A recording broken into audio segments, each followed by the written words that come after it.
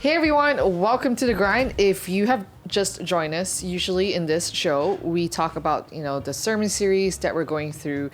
And this sermon series that we're going through at this current moment is the book of Ephesians, and it's titled In Heavenly Places. And we've been studying and looking into what the church is how it's not a club, it's not a company, but a spiritual community united under one head, who is Jesus.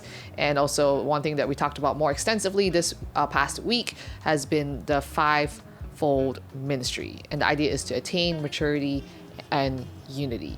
So first of all, have you guys been part of a team or a group where everyone played their role really well? And what made it work? When I was working in one of the dean's office in the admin team, and it was only 4 to 5 people. It was really great team, and I enjoyed that time a lot. I think it's because the team was newly formed. Everyone was new, and then there is this camaraderie feeling where everyone was on the front line doing hard work, and kind of like everyone is a minister kind of feeling that we will talk about later. Right. And the senior manager is very experienced in planting new teams, and then the senior officer also very knowledgeable in her own ways, and then me and another assistant was new, but we also was very efficient, effective, and creative in our own ways. Funny, both of us were in the arts field, but working in admin position, so we kind of learned and played and and worked at the same time. I think for me, it's definitely being a part of the worship team is definitely and one of the example I would say for being a part of a team where everybody's playing their role, because Keith is also a part of it. And I think on Sundays you see the one you would see the most would be the worship leader, which is in the front, right? Yeah. But actually for the worship leader to be able to do what the worship leader is supposed to do, there is a whole entire team backing them up. And there's so many times where, say, something unexpected goes wrong, and it's completely up to the team to back up the worship leader, who was literally terrified, standing in the front with nothing in their ears. And Last Sunday, you guys were great. We had no click, and nobody even realized it. And I was freaking out. I was like, I'm waiting for that click and I don't get it. We need to explain to the audience what no click means. oh yeah. Well, basically, for somebody to be on stage and the music is really loud, usually they won't be able to hear or be on track. What is that On called? time? On time, right? With the count, the music count. So we have a click in our ears to help us Metronome, I guess. exactly make sure that everybody is on the same count. Because imagine if somebody goes faster, somebody goes slower, then that's not going to be all that, musically pleasing, right? And so we were singing praise, which is not that easy. And especially for a fast song, it's a lot easier to be off count. Because when you're fast, you don't really pay attention to all that. But thankfully, everybody in the team played their role, and nobody even realized that we were missing a click. Yeah. And Praise the Lord. indeed, Well done. so many scary stories, let me tell you. Yeah. Yeah. One of the situations that I feel that really worked well as a team, also in a ministry context, but actually it's within, I guess, again, when I was doing youth ministry, and we were doing this thing called Resound. And we were basically all these basically different youth pastors from different denominations working together to put on a youth event for all the kids, like the youth in Hong Kong. International church, local church, whatever, right? And so definitely that's a challenge, right? Because you got all these different denominations, different cultures, different personalities. But I think it worked really well, at least in the season that I was there, doing it. And I think it's still, reaching a lot of youth to this day. There's definitely a different group right now. And I think all of us had different roles to play. So we had people in charge of logistics and people in charge of the creatives and everything, people in charge of worship. And I think when everyone in a way stayed in their lane, and kind of like did their thing well, it kind of just put together everything. So, I mean, one of the creative's worst fear is when someone comes in and tells you what to do, right? And it's just like, so I was in charge of the creative. So I was in charge of all the posters and visuals and stuff like that. So when people left me to it, I was like, this is great. Obviously, I'll welcome feedback, whatever. But Yeah, it sounds like she welcomed. I do, I really do. Right. And Welcome. welcomed. Didn't Yeah. mean I was gonna take this. But I think it's I think also there was we all knew the roles we had to play. It was very, very clear. But then we're also in a way a family, a church, I guess a family of I guess believers working together. And actually what was really interesting was actually I just watched this clip recently about how like, don't call your team family because if they don't deliver, you still have to call them out. But then as basically the term between family and team is very can be quite blurred. So I was like, interesting point. But then also it's but then it's still what worked with the youth pastors is we're also like a community as well. So we not only work together, we in a way played together as well. So I think that really made it work. And I think play was a huge part of it. I mean, so yeah. Now let's talk a little bit about community. Is that so what makes it hard for people to stay united in community today, especially in church? When people come to church, they have certain expectations that people in church are holier. Holier than thou. Exactly. And for some reason, when you walk into a church, you meet the people there, you expect that they would be the best people in the world. Mm-hmm. And not even just as a newcomer, when you're serving in a church, mm-hmm. when you're being involved, you expect to only, liaise with people who are perfect mm-hmm. in a way. Mm-hmm. But that's not the case. The church is filled with sinners. Yeah. Sinners who love God and who wants to be more like God, but mm-hmm. sinners still. And a lot of the times, I think it's the expectation that people have that makes them, in a way, disappointed. Mm-hmm. You're like, coming into church, and then they feel like, the people here are not that great either, actually. Yeah. Well, I would say we were sinners saved by grace. And I think that's our identity now. And so sometimes we fall into sin. And I think when people say we're looking for a perfect church, and it was well, the moment you step in, it's become a little bit imperfect. So, so I think that's a really not. It shows in a way immaturity when you're walking into I'm looking for the perfect church that. It's it does show immaturity. Mm. Yeah, when I thought about this question I thought of two things, two levels. Mm-hmm. So the first level is things that irritate or annoy or have people have disagreement over, mm-hmm. but not necessarily make them not united. Yeah. And the second level is the things that really separate people from the church. So I thought of the first level as the clothing style. Yeah. How modest everyone should be, or should the pastors wear a suit? That kind of thing. And people disagree with these things, but they still belong to the same community. How short a skirt can one wear? How short? That's the question I ask Patrina every time I go out. I'm like, is this the short? Yeah. How black should your hair be? That kind of thing. Yeah. It's anyways. Yeah, but I'm not gonna discuss. How black should your hair be? I don't know. I guess not that black. Yeah. But the things that really separate people, I think of like what Pastor Ed said. He mentioned some teachers like to preach on the timely message, and some like to preach on the timeless message. And so prophets, pastors, teachers, and so I know many youth that I know feel the church is not responding to the reality or to the time. Yeah. So they leave.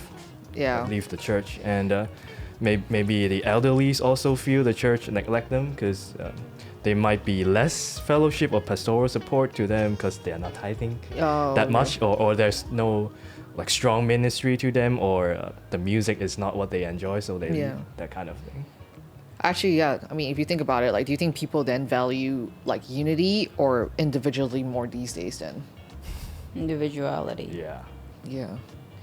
Because everything is about customization. Oh yeah, that's true. Customize your own phone to this, you know, like, and so on and so forth. Personalize your music, personalize your ad. Exactly. Yeah. I do ask the app not to track my thing so that they don't provide ads that I want to see, because then I'll be basically broke as a joke.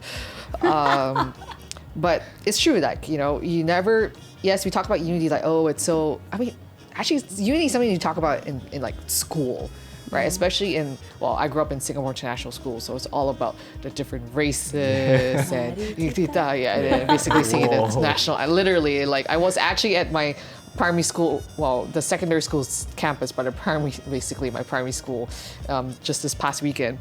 And I was like, wow. I feel like I need to stand at attention and start singing when I see the flag toast. I'm like, it's like muscle memories. I feel like I need to sing something or say, we the citizens of Singapore. I'm like, even though I'm not a citizen of Singapore.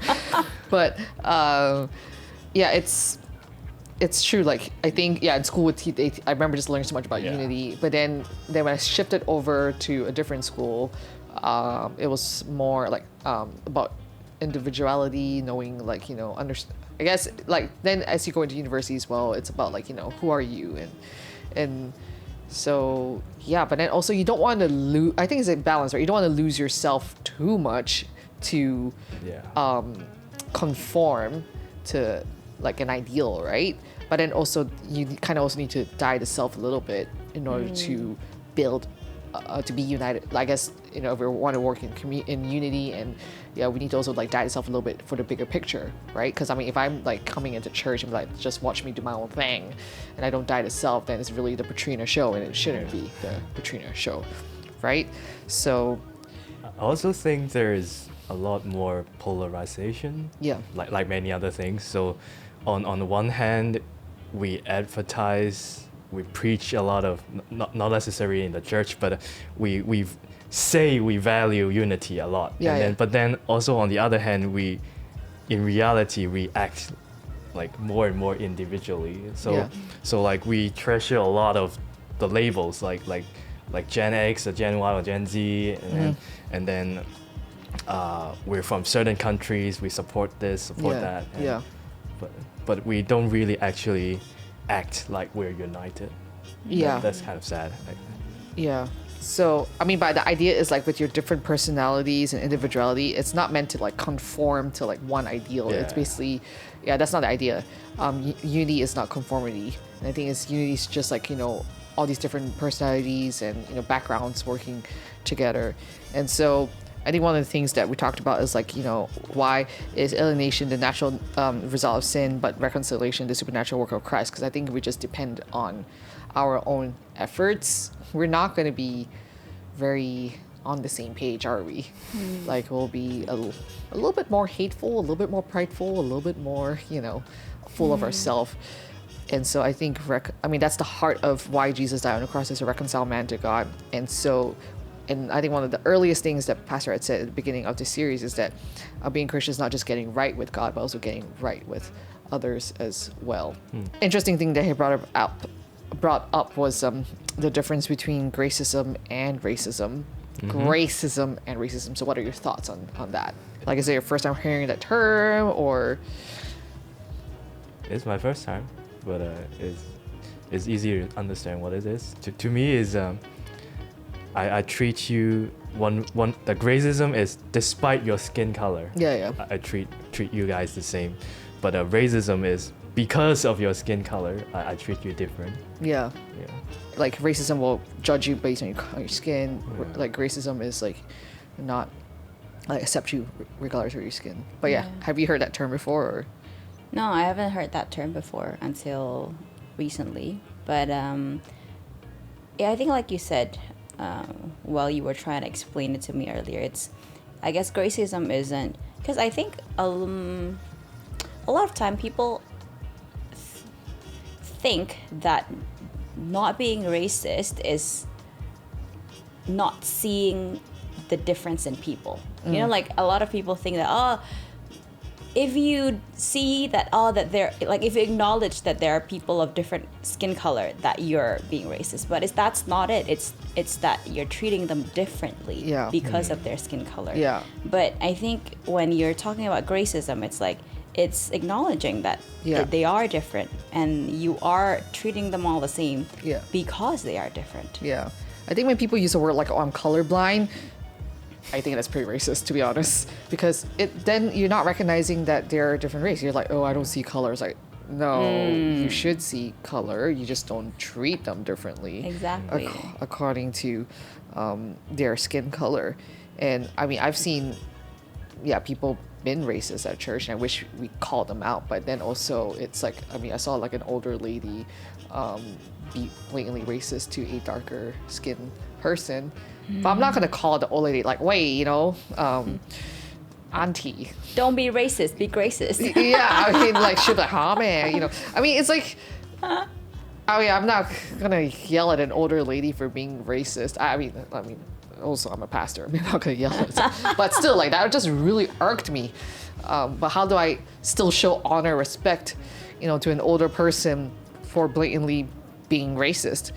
But anyways, we show grace, right? But and I think like I like what was really interesting, like how pastor said, like, when it comes to national night, we come and dress in our own, way. Like the correct thing is to dress in other people's, outfits and cook their food. It's like, well, I don't know if I cook their food the right way. I might destroy their food. Don't see me making like Indonesian ayam penyet, it'll be like, well, what is this? I am trash. As a church, if we're truly united, like we really embrace and, celebrate, all the different nationalities and don't treat them differently. But be inclusive, not exclusive when relating to others, showing favor instead of favoritism towards those who are different. And I think the beautiful thing is that when we love people of other culture, countries, colors, class, we're demonstrating God's grace. All right, let's talk a little bit about the fivefold ministry. That was one thing that that does come up in the book of Ephesians, and it's basically the idea of equipping the body. Now, why do you think Jesus gave different roles, apostle, prophet, evangelist, pastor, teacher, to the church instead of just one? I think going back to like the very beginning of the discussion, I think it's about that kind of, what is that called? Synergy of like a team in a way. I mean, I think as a person who holds many different hats. Yes, Mom. There are so many times where I'm like, can I just literally just quarter myself? Like, I'm like, it's no longer split myself in half. It's like, can you split me in 4? In like 8 pieces here. And I feel like maybe that's probably what God was trying to avoid. It's like, somebody to feel like they need to be split in 4. And I think, of course, the result of a synergy is definitely a lot, better compared to a single person wearing all the different hats. Yeah. Yeah. I also think it's better to have one job that is well done rather than 5 mediocre jobs. Very well said. And I also interviewed a film director before, and he said like the wisest director is to use the smart people in each area to work for him rather than him doing everyone's job. I don't want to use a human's comment to comment on God, but like if everyone has their specialty, then it's much more effective. Like, what was really, I don't know, have you heard of like jack of all trades, master of none? And we always hear that part, right? And I think it's also it's the balance, right? You do want to know also like a whole bunch of different things, but then also like you mentioned like 4 mediocre, like you don't want to have like 4 mediocre jobs, but one but today's marketplace demand you to be jack of all trades, master of all. Exactly. Jack of all trades and master of all. Exactly. It's like you're supposed to be able to do A, B until like make sure you do 100% in all of them. Yeah, but like also, I was recently attended a talk, and the speaker was talking about like skill stacking. So you want to be like yes, master in one, but also like to build a skill that kind of complements Right. that That. skill as well. So like for example, he was sharing a story about how this boxer, I think he's Ukrainian or Russian. I'm not really sure. And so he was basically really good at boxing, but then the dad stopped him at a young age and sent him to ballet to build a skill, and then put him back into boxing after that. And so now he's really quick on his feet because the ballet, built him. Oh, wow. And so it was just that. So that's what they call skill stacking. It's basically a skill complementing his main skill, which is boxing. But now he's just really light on his feet, like a butterfly, I suppose. He's literally floating like a butterfly. Wow. It's counterintuitive. I know. Won't you want to watch that boxing match? It's like. It's like, so apparently he's really good and really undefeated. I forget the name of this fighter. Ballerina on his feet. Yeah. So if you look at the fivefold ministry, they cover three different parts as mentioned. The whole being grounded, being growing and going. And I think that really provides a picture of a balanced church, a church that is matured, a church that's united. And I don't know, like, have you guys ever met people like have all these like lists of criteria when they're looking for churches to attend? Of course. It's like the church has to have music that is good, right? And that they can enjoy and can bring them into The presence of the state Lord. of worship, right? But then at the same time, they also have to be charismatic enough, but not too charismatic, because Sounds like they could customize a church on an app or something like that. And then like, Exactly. bing, here you go. Here's a church for you to go to. I know. Make sure that they have a good youth group, a stunning children's church, all of them. All that and location, decorations. Exactly. Is there a coffee corner? Yeah. And You gotta walk up the stairs. Sorry. No. Oh. Well, I guess don't come to ICA then. Have wood benches? No. Sorry. I Sorry. need comfy chairs. Exactly. Well, we have comfy chairs at iCafe. Yeah, and as people pay attention to the sermon quality as Yeah. well. Yeah. See if the preacher is good. Yeah, or even the website is literally the storefront of church as well. People sometimes like judge based on, like newcomers, like that's basically you can either bring them in because if your information is not clean enough, they're not going to be like, okay, well, I'm going to come or not, right? So if there's no service time, no nothing, it'll be a little bit hard.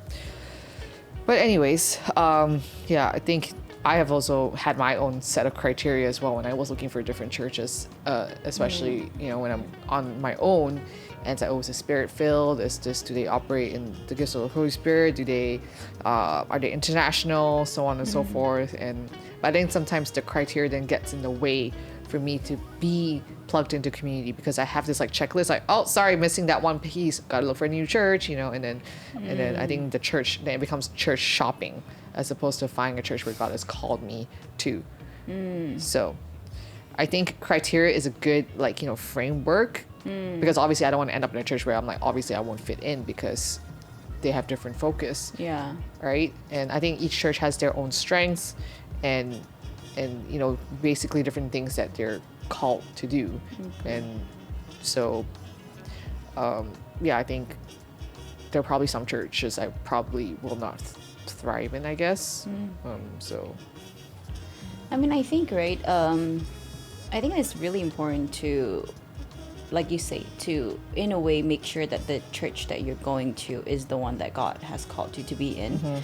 But I think a lot of the time the problem is that when people are quote unquote shopping for a church, that's not their intention in the way. It's not like they are trying to find a church where they feel like God has led them to that church. It's more like their preference, their own desires. Yeah. Right? Because I remember when Jerry first came to Hong Kong, he attended a couple of churches. And I think what really I guess touched me was that, you know, he was saying that he went to a couple of churches, and actually his first impression of ICA was actually the Indonesian congregation, Oh. because he didn't know that the Indonesian congregation in Hong Kong was actually a congregation for the domestic helpers mainly. Oh. So where he attended for the first Oh, time, okay. and everybody just looked at him weird. They're Oh. like, "What is this Chinese-looking guy doing here? in the Oh. Indonesian congregation?" But he told me that basically after I think a couple of months, kind of like going to a couple of places, he then continued praying and asking God like where he thinks that you know, God wants him to be in, and he felt like God was calling him to ICA. And even though his first experience was a very weird one. encounter with Yeah. being the only guy in the service. Plus Pastor Ari at that point. Yes. Yes. Oh yeah, Pastor Ari Very. was there. But yeah, he stayed here. And I think that's the most important thing, is making sure that that's where you feel like God has led you to be in. Yeah. Not like, oh, I like the music there. Yeah. Yeah, that's shallow, immature. Well, I mean, at the end of the day, yes, we have all these different 5 roles: apostle, prophet, evangelist, teacher, pastor. It's not like that's it. That's all the church. And if anything, like we heard Pastor talk about, like every member minister. That's his heart, is that we're not just there to receive, we're not just there to spectate, we're also there to be part of what God is doing. And so we're all equipped, and which is why we have a lot of classes and courses and seminars to really just train us to basically do the ministry of God wherever we're at. And so that's his way of, like, you know, really growing us, every member, to be ministers. We're not just members, we're ministers as well. So how does the idea that every member is a minister challenge the way we think about church roles? I think it's definitely a different way of viewing, like, going to church. Because I think a lot of times, and also a lot of the reasons why people leave a church is because they feel like they're not receiving, right? It's like, oh, I don't think that I'm receiving anything from the sermon. Oh, I don't think that I'm receiving anything from, like, I'm not plugged into the community, thus I'm not receiving again from, you know, like the community there. But when you see that the idea is being a minister, is ministering, is giving, it's not solely receiving, then that truly, you know, on Sundays when you go to church, or any other days when you go to you know, any of the activities that are in church, you don't go with an expectation to receive, but you go with an expectation to be able to give and to help somebody else in a way, and to offer what you have instead of expect to receive. Yeah. Yeah, I saw an article that talks about similar things. So he used the battlefield as an example. So the soldiers at the front line, they are too busy fighting the enemy, so they are bonded together. They have a good team spirit, and but the people a little bit towards the back, not at the front line, that's where when people start complaining, like, well, we don't have enough supplies, this place is horrible, and so that makes me think of you know, how those church that needs to be set up and dismantled every time. I feel like people there are more together, or because they have more responsibility, they feel more plugged in. Yeah, and so I think every member is a minister, like challenge us to think, challenge us not to think that it's only the pastor that can share the gospel, or I only get fed from the pastor's preaching, and only the janitors can clean the toilet or clean the hall, and so yes, they also have their roles to play, but we also need to grow up. Like Paul said, maybe we are no longer babies getting fed by milk, but we need to be spiritual adults, and we need to grow ourselves too. So, like, maybe have relationship with God other than Sunday morning, learn more about the truth, the word on your own, other than the weekly sermon by reading articles or asking questions. Yeah, I think we don't want to be entitled coming to church, like, oh, because I am said leader, serve me. Right? If anything, like, I should be serving people, which is like, again, Pastor Ed went on this thing about how, like, we are servant to man, not servant to God. Like, we're there to serve each other. And I mean, we're talking about like how, we're not servants to God, but as a child of God, we can still serve people, right? And serve God through our gifts, our time, our talents, and so on and so forth. And I think with every member minister is to put the ball on the court. It's like, we're not waiting on this person to be fed. Like, if we put all our feeding and like all spiritual feeding comes in from Pastor Ed only, then we're going to be like, he's going to be stretched, and he also needs feeding too, right? And rest too. And I think the beauty of it is really like everyone's really hands-on, like, together, working together again. So it's not like someone's just saying there waiting for someone to put up a table or a chair. It's like everyone's like, working together to build something for God's kingdom. And I personally see myself grow in a way like none other when serving God. And honestly, I think if I didn't serve God or didn't, begin serving God, I don't think I'll be who I am today, to be honest. We are very, like I said, different Patrina. I don't know if I might like her better. Just kidding. I don't know if I like her better if she didn't serve God. She might be still quite insecure and inward looking. So, yep. But that is the church. It is not a communal thing. It's a spiritual entity. And as we grow in our, as we grow together as a body of Christ, as we, be a minister, I think it really glorifies God in a very beautiful way. All right. Well, that's that for today. Thank you so much for joining us, and we will catch you next time. Bye. Bye. Bye.